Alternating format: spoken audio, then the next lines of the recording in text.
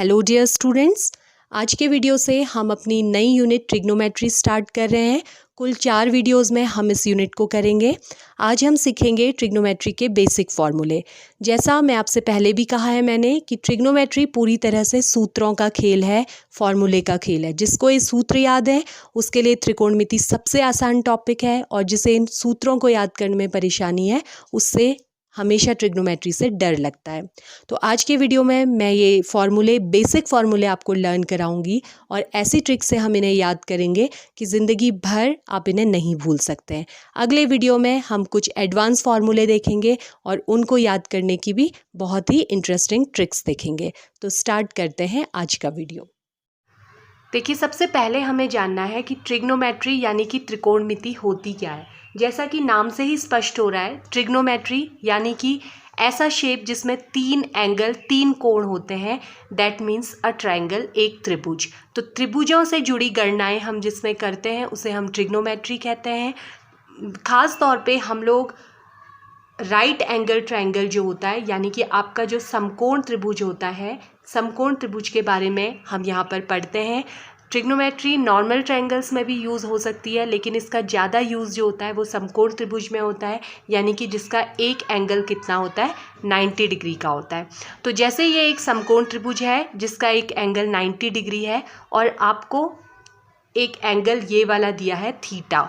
ये एंगल कुछ भी हो सकता है, इन दोनों के आधार पर हम इसकी वैल्यू फाइंड कर सकते हैं। तो ऐसे किसी ट्रायंगल में ट्रिग्नोमेट्री में हम 6 ट्रिग्नोमेट्रिक रेशियोज, त्रिकोणमिति अनुपातों के बारे में पढ़ते हैं, जिन्हें हम कहते हैं टी रेशियो शॉर्ट में, यानी कि ट्रिग्नोमेट्रिक रेशियो या फिर त्रिकोणमिति अनुपात। तो ये कौन कौन से रेशियो होते हैं? देखिए, सबसे पहले होता है साइन थीटा, SINE होता है, जिसे हम शॉर्ट में लिख देते हैं साइन थीटा, पहला एंगल, पहला रेशियो। इसके बाद आता है कोसाइन थीटा, जिसे हम शॉर्ट में लिख देते हैं कॉस थीटा। इसके बाद आता है टेंजेंट थीटा, यानी कि टेन थीटा। उसके बाद आता है कोटेंजेंट थीटा, यानी कि कॉट थीटा। उसके बाद आता है सेकेंड थीटा, जिसे हम शॉर्ट में लिखते हैं सेक थीटा, और कोसेकेंड थीटा, जिसे हम शॉर्ट में लिखते हैं कोसेक थीटा। कोसेक थीटा सही प्रोनाउंसिएशन है। कॉसेक थीटा भी इसे पढ़ते हैं, आपको जो भी पढ़ने में आसान लगे आप कह सकते हैं, कोसेक या कॉसेक थीटा। तो ये 6 त्रिकोणमिति अनुपात होते हैं जिनके बारे में आपको यहाँ पर पढ़ना होगा। इनका जो फॉर्मूला निकलता है वो इस ट्रायंगल के साइड्स के रेशियो, भुजाओं के अनुपात के रूप में निकलता है, और क्या इनका फॉर्मूला होता है ये हम देखेंगे आगे। तो समकोण त्रिभुज के बारे में पहले हम कुछ खास बातें कर लेते हैं। समकोण त्रिभुज, जैसा मैंने कहा कि ये एक ट्रायंगल होता है जिसका एक एंगल 90 डिग्री होता है। तो ये जो बेस होता है जिस पर ये त्रिभुज टिका हुआ होता है, इसे हम कहते हैं इस समकोण त्रिभुज, इस राइट एंगल ट्रायंगल का आधार, या फिर इंग्लिश में हम इसे कहते हैं बेस। ठीक है। 90 डिग्री का एंगल बनाने वाली जो वर्टिकल लाइन होती है, जो ऊर्ध्वाधर भुजा, खड़ी वाली लाइन होती है, इसे हम कहते हैं लंब, या फिर इंग्लिश में हम इसे कहते हैं परपेंडिकुलर। क्या कहते हैं? परपेंडिकुलर। इसी तरह से ये जो तीसरी वाली साइड होती है, जो इसकी सबसे लंबी साइड होती है, सबसे बड़ी भुजा होती है, इसे कहा जाता है कर्ण, या इंग्लिश में हम इसे कहते हैं हाइपोटेनियस। तो ये आपने अपने 9th क्लास में भी आपने पढ़ा होगा इन तीनों साइड्स के बारे में। आपको एक और चीज़ यहाँ पर आनी चाहिए, पाइथागोरस थ्योरम, जो आपकी क्वेश्चंस में बहुत ज़्यादा यूज़ होगी, जो होती है कर्ण का वर्ग बराबर लंब का वर्ग धन आधार का वर्ग, या फिर hypotenuse square equal to perpendicular square plus base square. ठीक है। तो ये थ्योरम भी आप लोगों ने 7th 8th क्लास में अपनी पढ़ी हुई है। अब इन 3 साइड्स के रेशियो से इनके फॉर्मूले बनते हैं। तो साइड्स को हिंदी में अगर मैं लंब को शॉर्ट में कहूँ L, आधार को शॉर्ट में कहूँ A, और कर्ण को शॉर्ट में कहूँ K। ठीक है। तो यहाँ पर एक ट्रिक बनती है, देखिए, जिसे मैं लिखूँगी लाल बट्टे कक्का। क्या लिखूँगी? लाल बट्टे कक्का, या फिर इसको एक और तरीका होता है याद रखने का, लाला आम लाया खाते खाते आया। तो अगर आप लोगों ने 9th-10th में ट्रिग्नोमेट्री पढ़ी है तो मुझे उम्मीद है आप लोगों ने ये शॉर्टकट ट्रिक भी पढ़ी हुई होगी। ये तो है हिंदी मीडियम वाले स्टूडेंट्स के लिए। इंग्लिश वाले मीडियम वाले स्टूडेंट्स के लिए ट्रिक क्या है? देखिए, इंग्लिश मीडियम वाले स्टूडेंट्स की ट्रिक है पी लंब यानी कि परपेंडिकुलर, आधार यानी कि बेस पी और लंब यानी कि परपेंडिकुलर पी, अपॉन कर्ण यानी कि हाइपोटेनियस, कर्ण यानी कि हाइपोटेनियस, आधार यानी कि बेस। ये वाली जो ट्रिक है PBP HHB। अब इसको याद करने का तरीका क्या है?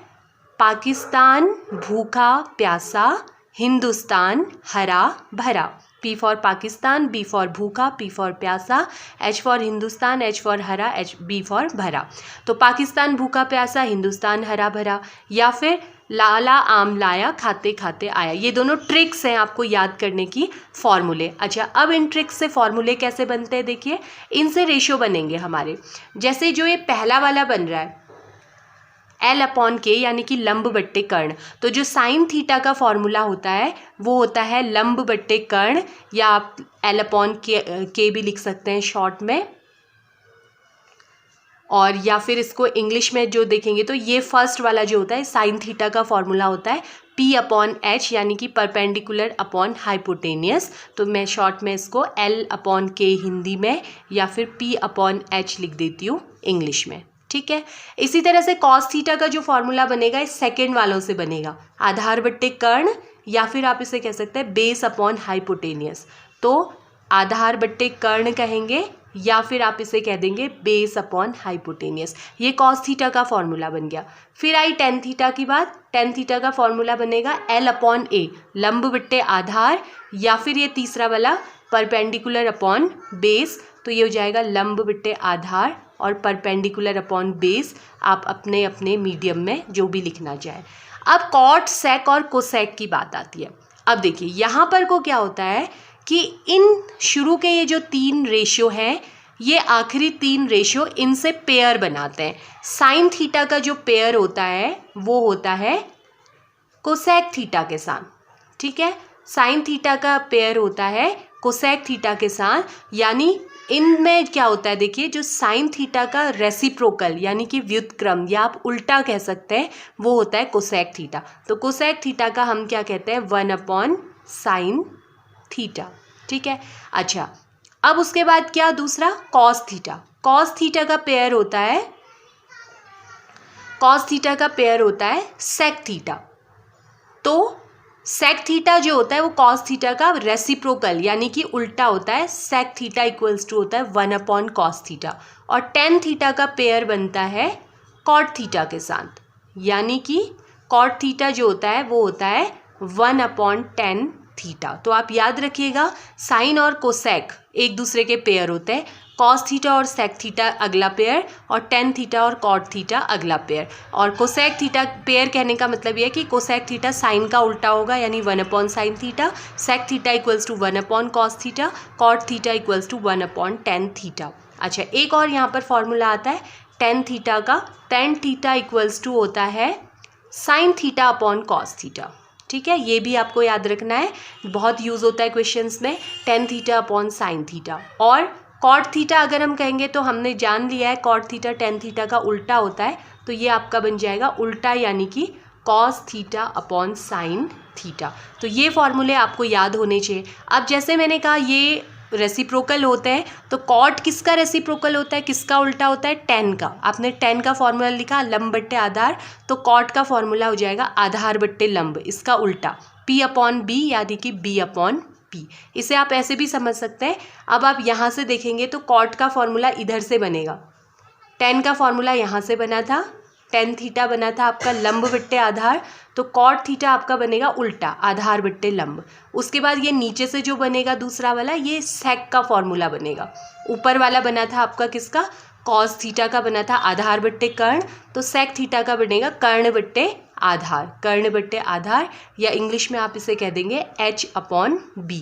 और इसी तरह से कोसेक थीटा का बनेगा कर्ण बट्टे लंब। ये क्या बनेगा हमारा? कोसेक थीटा ऊपर से हमारा ये बना था साइन थीटा, तो कोसेक थीटा का बन जाएगा आपका कर्ण बट्टे लंब यानी कि h/p। तो सबसे पहले तो आपको ट्रिग्नोमेट्री के ये फॉर्मूले आने चाहिए, ठीक है। तो देखिए अब हम बात कर रहे हैं, जिस हम कोण की बात कर रहे हैं थीटा की, आखिर थीटा होता क्या है। कभी भी जो दो लाइंस अगर कभी एक दूसरे के साथ इंक्लाइंड हैं, झुकी हुई है, जैसे कि ये लाइन इस पर झुकी हुई है, तो इनके बीच का जो इंक्लाइनेशन या जो झुकाव होता है उसे हम कहते हैं थीटा, यानी कि ये कोण या एंगल बन गया। अब इंक्लाइनेशन का मतलब क्या है, देखिए जैसे ये एक लाइन थी, तो एक दूसरी लाइन आई और उसने इसके साथ एक एंगल बनाया ऐसे, ठीक है। अब ध्यान दीजिए मैंने क्या किया, इस पेन को घुमाया ऐसे, ये किस डायरेक्शन में घूम रहा है, ये एंटी क्लॉकवाइज डायरेक्शन में घूम रहा है। एंटी क्लॉकवाइज डायरेक्शन में मैंने ये एंगल मेज़र किया है, यानी कि घड़ी की सुई के चलने की विपरीत दिशा में। जब भी हम एंटी क्लॉकवाइज डायरेक्शन में लेते हैं तो थीटा को मेज़र करते हैं पॉजिटिव, इसको हम पॉजिटिव एंगल कहते हैं। कभी कभी हमारे लिए थीटा को नेगेटिव मेज़र करना भी आसान होता है, जैसे कि मान लीजिए अब आपका एंगल है, इस तरह से दो लाइंस के बीच में एंगल बन रहा है, ठीक है। अब एक तरीका तो ये हो सकता है कि आप इस वाले एंगल को मेज़र कीजिए, आप देख रहे हैं कि इसका मान ज़्यादा आएगा, तो ज़्यादा आसान है कि मैं इसे यहाँ से मेज़र करूँ, यहाँ से करूँ, यानी कि एंटी क्लॉकवाइज नहीं बल्कि क्लॉकवाइज डायरेक्शन में मेज़र करूँ। तो क्लॉकवाइज यानी घड़ी की सुई की चलने की दिशा में जब हम कोण का मेज़रमेंट, एंगल का मेज़रमेंट घड़ी की सुई की चलने की दिशा में करते हैं तो हमारा एंगल नेगेटिव होता है, इसे हम माइनस थीटा कहते हैं, ठीक है। ये प्लस थीटा माइनस थीटा इसलिए बता रही हूँ, आगे कुछ फॉर्मूले बताऊंगी जो क्वेश्चंस में आपके यूज़ होंगे। अच्छा, अब यहाँ पर को हम कुछ स्पेशल एंगल्स के लिए इन सारे ट्रिग्नोमेट्रिक रेशियोज़ जो हमने 6 पढ़े, साइन से लेकर कोसेक तक, उन सब की वैल्यूज़ फाइंड करेंगे। देखिए किसी भी एंगल के लिए साइन, कॉस, टेन, सेक, कोसेक, कॉट का मान निकाला जा सकता है, लेकिन कुछ एंगल ऐसे होते हैं जैसे कि 0 डिग्री, 30 डिग्री, 45 डिग्री, 60 डिग्री और 90 डिग्री। ये ऐसे एंगल्स होते हैं जो हमें बार बार क्वेश्चंस में रिपीट होते हुए मिलते हैं, हमारी कैलकुलेशंस में मिलते हैं, तो इनकी वैल्यू हमें याद रखनी होती है। बाकी अगर एंगल्स आ रहे हैं तो उनकी वैल्यू हम कैलकुलेटर से या फिर ट्रिग्नोमेट्रिक टेबल्स आती हैं, साइन टेबल, कॉस टेबल, जैसे लॉग की टेबल होती है ना, उसी तरह से उनसे भी हम फाइंड करते हैं। लेकिन ये जो एंगल है इनकी वैल्यू हमें याद होनी चाहिए, कैलकुलेशन में यूज़ होती है, और इनकी हेल्प से कुछ और एंगल्स की वैल्यू भी हम फाइंड कर सकते हैं। तो आज के उसमें हम सीखेंगे कि इन एंगल्स की हेल्प से हम कैसे, इन एंगल्स के लिए हम किस तरह से वैल्यूज़ निकालेंगे और उन वैल्यूज़ को लर्न करेंगे। तो ये बहुत ही इम्पॉर्टेंट आप लोगों के लिए ये वाला टॉपिक है, क्योंकि ये वैल्यूज़ आपकी क्वेश्चंस में यूज़ होंगी। अच्छा, एक और बात होती है कि कोण का मेज़रमेंट जो किया जाता है, एक तो डिग्री में किया जाता है जिसे आप डिग्री से दिखाते हैं, दूसरा रेडियन में किया जाता है। रेडियन को हम रेडियन या फिर RAD लिख देते हैं शॉर्ट में, ठीक। तो यहाँ पर दोनों ही तरीके यूज़ होते हैं। आप डिग्री वाला तो हमेशा पढ़ते आए हैं, आपको मालूम है कि जब हम किसी एक बिंदु पर बना हुआ टोटल कोण देखते हैं तो ये 360 डिग्री का एंगल होता है। साथ ही अगर आप इसको रेडियन में देखेंगे तो ये 2 पाई रेडियन होता है। जब आप पाई लिख देते हैं तो रेडियन लिखने की ज़रूरत नहीं होती है, जहाँ भी पाई आया इससे समझना होता है कि ये रेडियन में ही है, जबकि डिग्री वाले में आपको ये छोटा सा डॉट डिग्री का निशान लगाना पड़ता है। तो यहाँ से जब आप 2 पाई इक्वल्स टू 360 डिग्री कहेंगे, 2 पाई इक्वल्स टू 360 डिग्री, तो इसका अर्थ होगा पाई इक्वल्स टू आएगा 360 ये अपॉन 2 यानी कि 180 डिग्री। तो जब आप पाई का और 8 डिग्री का रिलेशन समझ जाएंगे तो इनको आप रेडियन में भी अब हम चेंज कर सकते हैं। तो 0 डिग्री को रेडियन में 0 ही लिखते हैं, 30 डिग्री को रेडियन में लिखा जाता है π/6। देखिए आप पाई की जगह 180 रखेंगे तो 180 अपॉन 6, तो आपका कैंसिल करके 30 डिग्री आ जाएगा। 45 डिग्री को रेडियन में लिखा जाता है π/4, 60 डिग्री को रेडियन में लिखा जाता है π/3 और 90 डिग्री को रेडियन में लिखा जाता है π/2। इसके साथ ही 180 डिग्री भी सीख लीजिए। 180 डिग्री को रेडियन में लिखा जाता है पाई, जो हमने यहाँ पर सीखा, और 360 डिग्री को रेडियन में लिखा जाता है 2 पाई। तो आपको रेडियन भी पता होना चाहिए, और रेडियन का डिग्री से कनेक्शन बता दिया, पाई इक्वल्स टू 180 डिग्री होता है। अगर कहीं पर कोई कन्फ्यूज़न क्रिएट होता है तो आप डायरेक्ट पाई की जगह 180 रख के उसको डिग्री में चेंज कर लीजिए और उसके बाद अपनी कैलकुलेशन कीजिए। तो अब हम देखते हैं इन कोणों के लिए ट्रिग्नोमेट्रिक रेशियोज़ की क्या वैल्यू होती है। तो देखिए यहाँ मैंने थीटा को डिग्री और रेडियन दोनों में लिख दिया है। 0 degree, 30 degree, 45 degree, 60 degree, 90 degree और ब्रैकेट में लिखी हुई है इनकी रेडियन वैल्यू। यहाँ हमारे सारे ट्रिग्नोमेट्रिक रेशियोज लिखे हैं, साइन, कॉस, टेन, कॉट, सेक, कोसेक। ठीक है, तो केवल साइन थीटा हमें देखना है, ये भी याद रटना भी नहीं है, मैं इसका भी ट्रिक बताऊंगी कि कैसे निकलता है। साइन थीटा आ गया तो फिर उसकी हेल्प से हमारे बाकी सारे 6 के 6 वैल्यूज़ आ जाएंगे। तो साइन थीटा निकालने के लिए क्या करना होता है, देखिए सबसे पहले मैं क्या करूँगी, 0 के नीचे 0 लिख रही हूँ, 1 2 3 4, 0 से 4 तक की काउंटिंग की। उसके बाद मुझे इन सबको 4 तक लिखा है ना, तो 4 से डिवाइड करना है, सबको 4 से डिवाइड करना है और उसके बाद मुझे क्या करना है, सबका अंडर रूट निकालना है, यानी कि वर्गमूल निकालना है। तो सबसे पहले जो आएगा, 0 को किसी भी नंबर से डिवाइड करने पर 0 ही आता है और 0 का वर्गमूल कितना हो जाएगा, 0, तो वो बन जाएगी साइन 0 की वैल्यू। यहाँ पर कैंसिल तो नहीं हो रहा है, तो 1 का अंडर रूट हो गया 1 अपॉन 4 का अंडर रूट कितना हो गया 2, तो इसकी वैल्यू हो गई 1/2। यहाँ पर देखिए कैंसिल हो जाएगा, 1 का अंडर रूट हो गया 1 अपॉन 2 का अंडर रूट ऐसे ही रहने देते हैं, अंडर रूट 2। यहाँ देखिए क्या हो गया, अंडर रूट 3 अपॉन 4 का अंडर रूट हो गया 2। यहाँ 4 से 4 कैंसिल हो गया, तो ये आपका आ गया 1। ठीक है, अब कॉस थीटा निकालने के लिए क्या करना है, इसको यहाँ से उल्टा लिखना शुरू कर देना है। सबसे पहले लिखेंगे 1, फिर हम लिखेंगे √3/2, फिर 1/√2, फिर 1/2 और फिर उसके बाद 0। ठीक हो गया, तो ये साइन और कॉस की वैल्यूज़ आ गई। इसका अर्थ है कि साइन 0 0 होता है, साइन 30 1/2 होता है, साइन 45 1/√2 होता है, साइन 60 √3/2 होता है, साइन 90 1 होता है। इसी तरह से कॉस के लिए भी। ठीक है, अब टेन के लिए मैंने आपको क्या बताया, टेन का फॉर्मूला क्या होता है, टेन थीटा इक्वल्स टू होता है sine theta upon cos theta.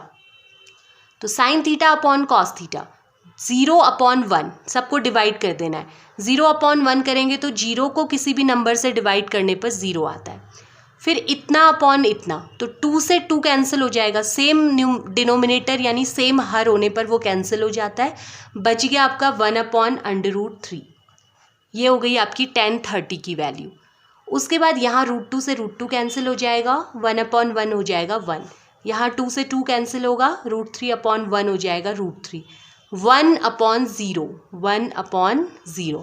तो मैंने आपको बताया था कि 0 से जब भी हम किसी नंबर को डिवाइड करते हैं तो वो नॉट डिफाइंड होता है, अपरिभाषित होता है, लेकिन अपनी कैलकुलेशन में हम अक्सर ये कह देते हैं कि वो टेंड्स टू इन्फिनिटी होता है, इन्फिनिटी की ओर अग्रसर होता है, तो हम उसे इन्फिनिटी लिख देते हैं। ठीक है, तो ये हो जाएगा नॉट डिफाइंड, या जिसके लिए हम इन्फिनिटी का भी यूज़ करते हैं। अब आया कॉट थीटा। कॉट थीटा अब हम यहाँ से लिखना शुरू करेंगे। तो सबसे पहले लिखेंगे इन्फिनिटी, फिर हम लिखेंगे √3, फिर हम लिखेंगे 1, फिर हम 1/√3 और फिर हम लिखेंगे 0। तो ये हो गया कॉट थीटा। अब आई सेक थीटा। सेक थीटा के लिए क्या बताया था, सेक थीटा का पेयर किसके साथ बनता है, कॉस के साथ, 1/cos थीटा होता है। तो सेक थीटा होता है 1/cos थीटा, यानी जो कॉस आ रहा है इन सब का उल्टा कर देना है, 1/, कर देना है। तो 1/1 1 ही होगा, इसका उल्टा यानी 1/√3/2 करोगे तो 2/√3 आ जाएगा, इसका उल्टा √2 हो जाएगा, इसका उल्टा यानी रेसिप्रोकल या व्युत्क्रम 2 हो जाएगा, इसका उल्टा यानी 1/0, फिर से वही बात हो गई, नॉट डिफाइंड, या जिसे हम इन्फिनिटी लिख सकते हैं, इन्फिनिटी की ओर अग्रसर होता है। ठीक है, टेंड्स टू इन्फिनिटी। फिर आया कोसेक थीटा या कॉसेक थीटा। तो इसके लिए हम यहाँ से लिखना शुरू करेंगे, इन्फिनिटी 2 √2, 2/√3 और 1। तो इस तरह से इन 5 एंगल्स के लिए आपने 6 के 6 ट्रिग्नोमेट्रिक रेशियोज़ की वैल्यू कैसे फाइंड करते हैं सीख लिया।